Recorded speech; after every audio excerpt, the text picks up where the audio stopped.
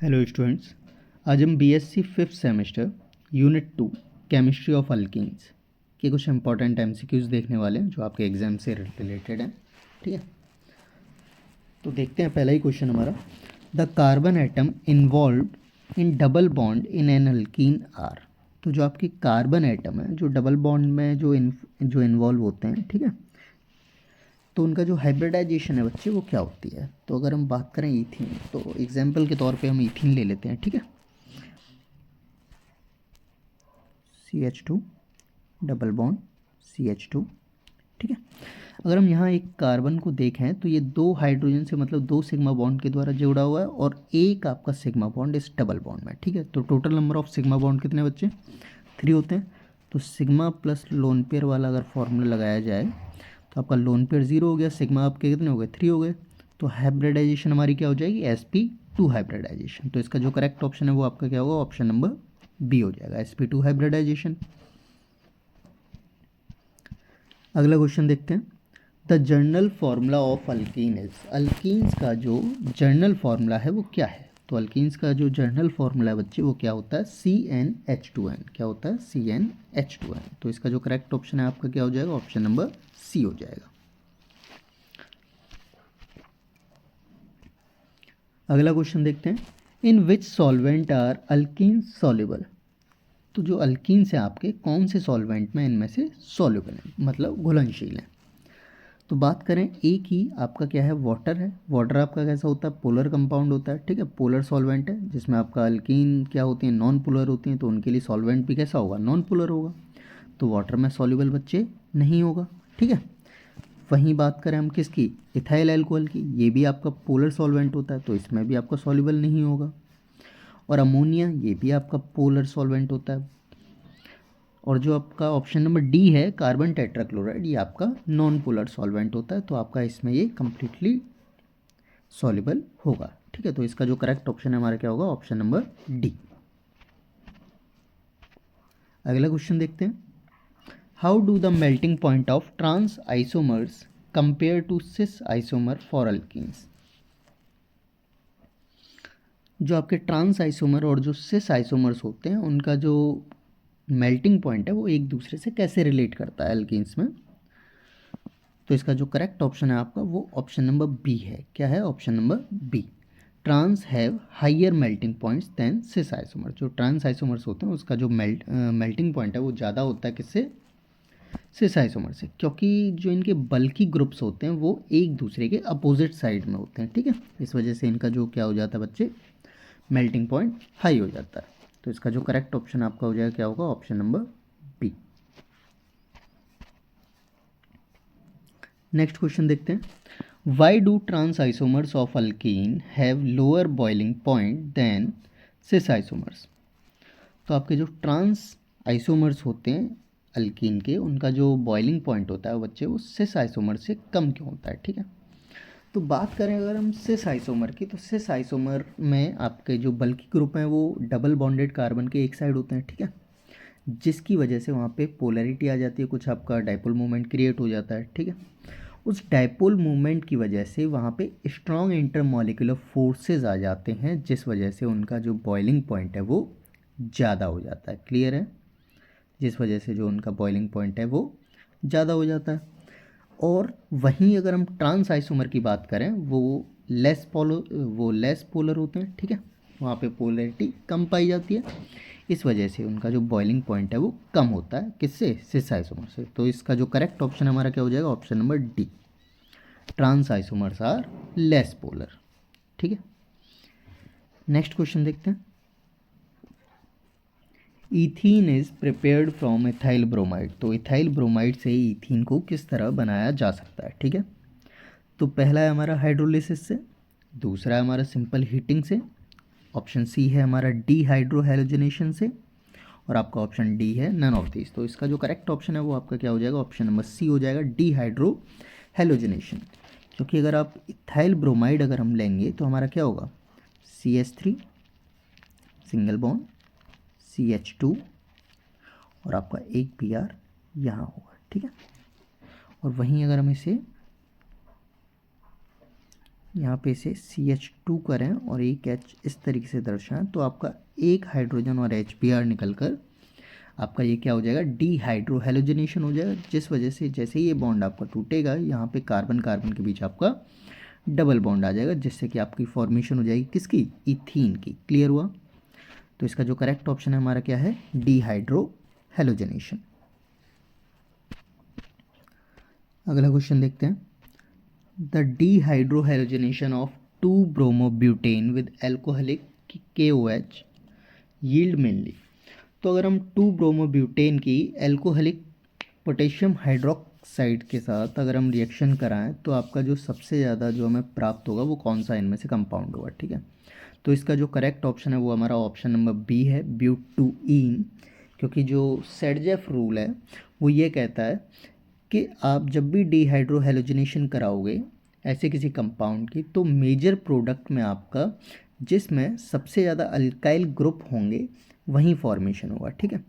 अगर हम यहाँ पे ब्यूट 1 इन बनाएं तो आपका यहाँ पे मेजर जो अल्काइल ग्रुप है वो सिर्फ 1 आएगा, लेकिन ब्यूट 2 इन के केस में आपके 2 आपको अल्काइल ग्रुप मिल जाएंगे। इसलिए इसका जो करेक्ट ऑप्शन है वो आपका क्या हो जाएगा, ऑप्शन नंबर बी हो जाएगा।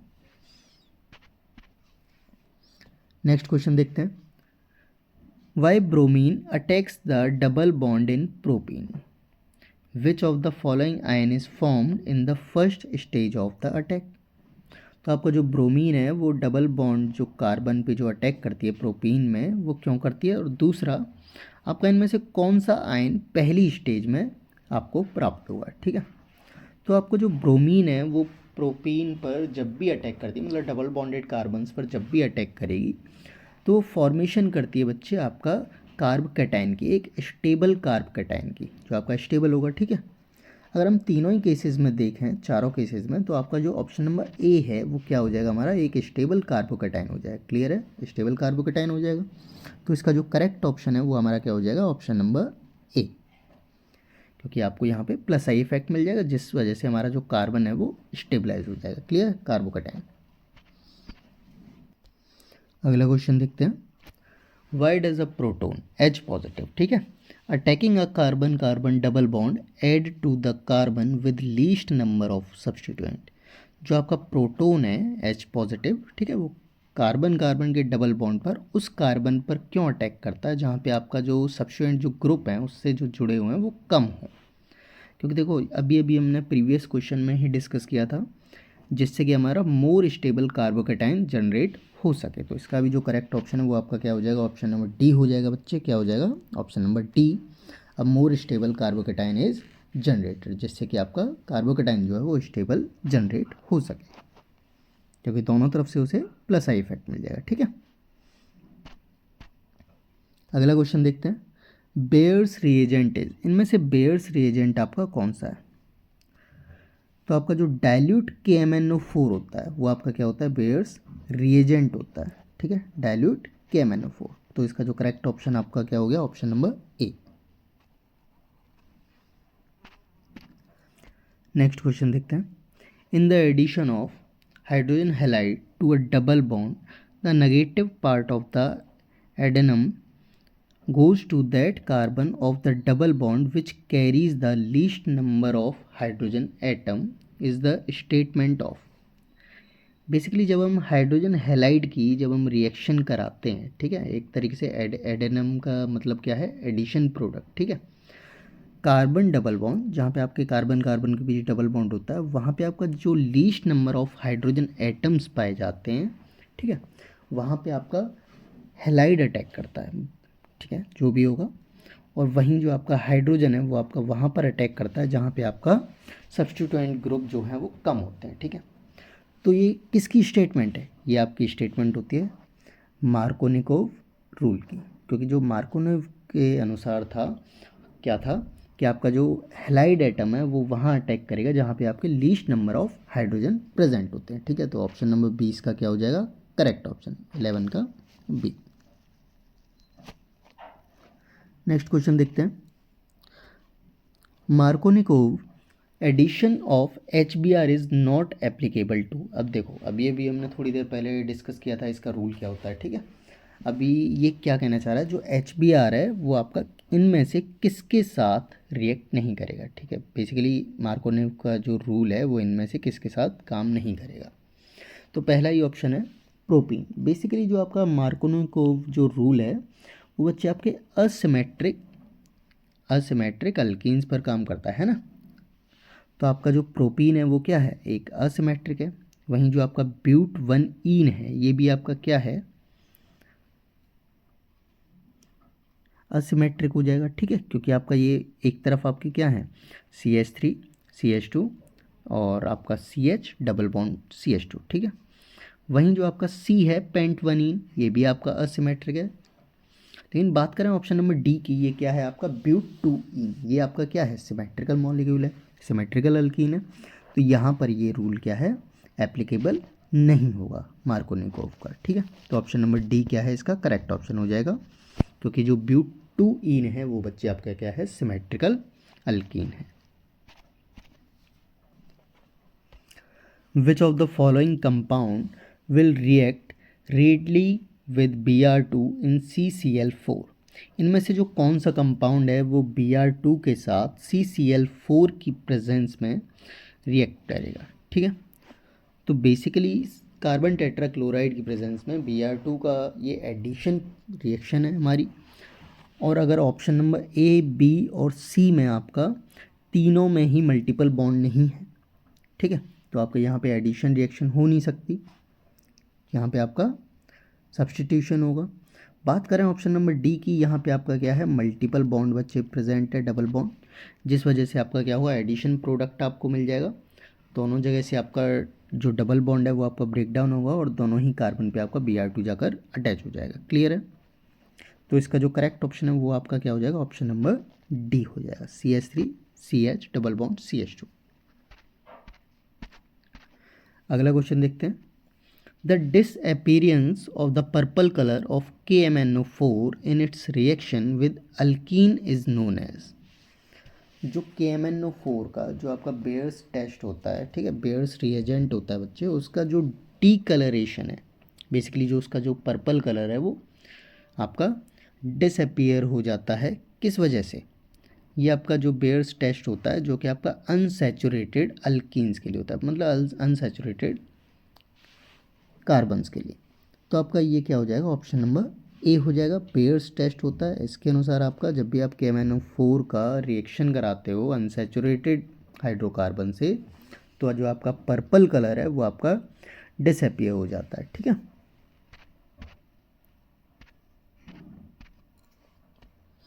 लास्ट क्वेश्चन है, which of the following will give a negative test when heated with bromine in CCl4। इनमें से कौन सा कंपाउंड आपका नेगेटिव टेस्ट देगा जब इसे ब्रोमीन के साथ कार्बन टेट्राक्लोराइड की प्रेजेंस में हीट किया जाएगा, ठीक है।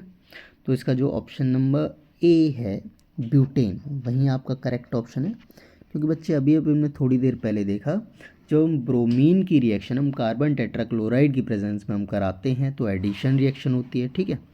बात करें ऑप्शन नंबर ए में, यहाँ पे आपका कोई भी मल्टीपल बॉन्ड प्रेजेंट नहीं होता बच्चे, ब्यूटेन है, सारे के सारे सिंगल बॉन्ड हैं, तो आपका एडिशन प्रोडक्ट नहीं मिलेगा, तो ये आपका नेगेटिव टेस्ट देगा। वहीं बात करें ऑप्शन नंबर बी, सी और डी की, यहाँ पे आपके मल्टीपल बॉन्ड्स हैं, क्लियर है।